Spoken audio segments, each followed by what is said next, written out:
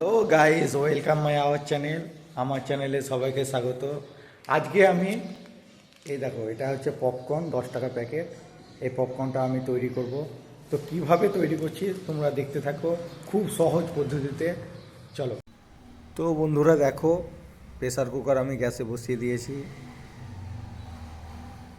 এবার আমি পপকর্নটাকে ঢেলে নিচ্ছি প্রেসার কুকারের মধ্যে।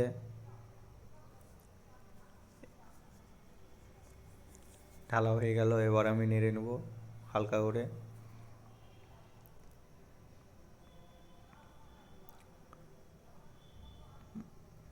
এটা হচ্ছে খুব সহজ পদ্ধতি। প্রেসার কুকারের ঢাকনা লাগিয়ে দিলাম। এবার 2 মিনিটের মধ্যে পপকর্নটা হয়ে যাবে।